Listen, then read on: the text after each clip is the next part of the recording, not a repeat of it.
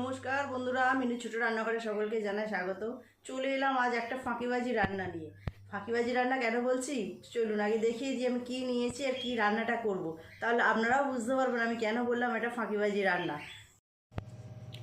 আলু পেঁয়াজ দিয়ে ডিম দিয়ে একটা রেসিপি বানাবো।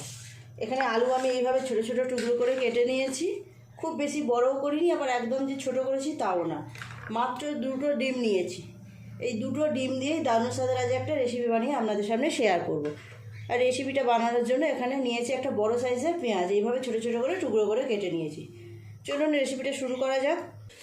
গ্যাস জেলে কড়াই চাপিয়ে দিয়েছি, দিয়ে দেবো তেল।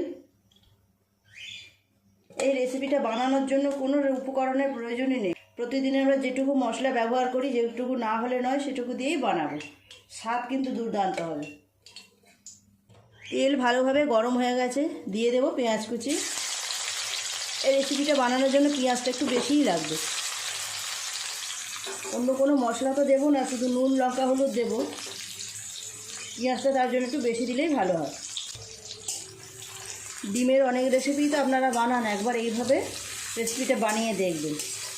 আর যে কোনো কিছুর সাথে এটা কিন্তু খেতে ভালো লাগবে, ভাত দিয়ে রুটি দিয়ে যেটা দিয়েই খান না কেন খেতে কিন্তু দুর্দান্ত লাগবে। পেঁয়াজটা একটু লাল করে ভেজে নেবে।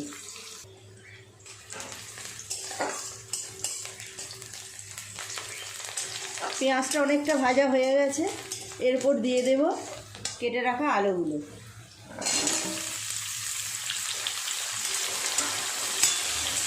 আলু দিয়ে আলু আর পেঁয়াজ আর একটু ভালো করে নেড়ে চেড়ে ভেজে নেব।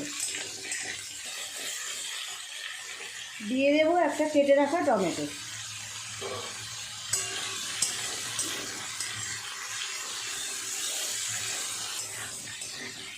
আলু দেওয়ার পর খুব ভালো করে আলু পেঁয়াজ টমেটো একটু নেড়ে চেড়ে ভেজে নিয়েছি। এরপর দিয়ে দেবো ডিম দুটো। ডিম দুটো আমি এইভাবে ভেঙে দিয়ে দেব।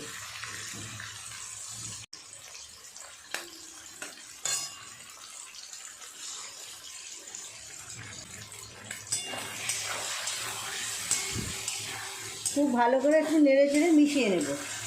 এই সময় দিয়ে দেব বাকি মশলা। মশলা বলতে আর কি, নুন লঙ্কা আর হলুদ। এই সবসময় বেশি বেশি মশলা দিয়ে ডিম রান্না না করে এইভাবে একবার অল্প মশলা দিয়ে রান্না করে দেখবেন, খেতে কিন্তু দুর্দান্ত হয়। লঙ্কা গুঁড়ো দেব, হাফ চামচ দিলাম লঙ্কা গুঁড়ো। হলুদ গুঁড়ো দেবো 1 চামচ। স্বাদ মতো নুন দেব। খুব ভালো করে একটু নেড়ে চেড়ে সব কিছু কষিয়ে নেব। গ্যাসটা একটু কমিয়ে রেখে এইভাবে নেড়ে চেড়ে খুব ভালো করে মিশিয়ে নেব। আপনারা চাইলে এর মধ্যে আদা রসুন বাটাও দিতে পারেন, আমি আর দিলাম না, একদম সিম্পলভাবে রান্নাটা করছি।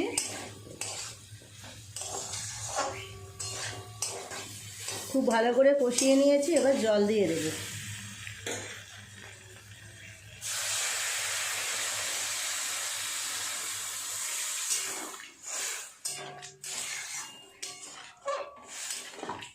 চাপা দিয়ে খুব ভালো করে আলুগুলোকে সিদ্ধ করে নিলেই তৈরি হয়ে যাবে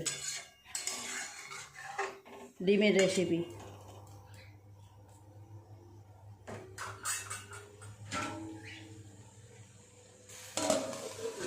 7-8 মিনিট এরকম থাক চাপা দেওয়া। ঢাকাটা খুলে এবার দেখি কেমন সিদ্ধ হলো আলুগুলো। ছোট ছোট করে কাটা, বেশি সময় লাগবে না সিদ্ধ হতে। ঝোলটাও অনেকটা কমে গেছে। আলু খুব সুন্দরভাবে নরম হয়ে গেছে। আর একটুখানি শুকনো ভাব করে নিয়েই নামিয়ে নেব। একদম শুকনো করব না, অল্প রস রস থাকবে, এই অবস্থায় নামিয়ে নেব।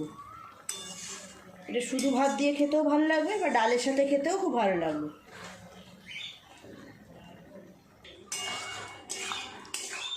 আরও কিছুটা সময় এইভাবে গ্যাসে বসিয়ে রাখলাম, অনেকটা শুকনো ভাব হয়ে গেছে। ওপর থেকে অল্প একটু সর্ষের তেল ছড়িয়ে দিয়েই নামিয়ে নেব। সর্ষের তেল,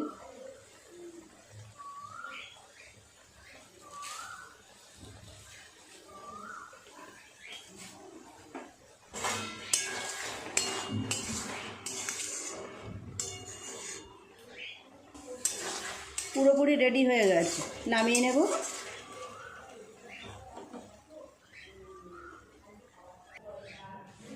এই জায়গায় ঢেলে নেব।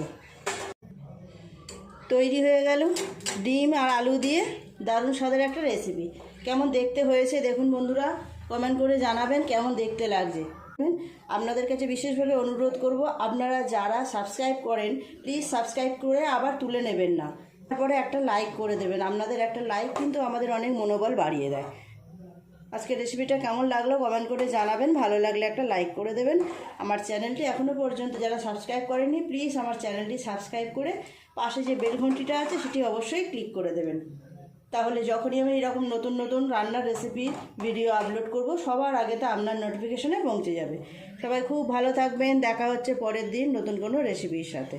নমস্কার।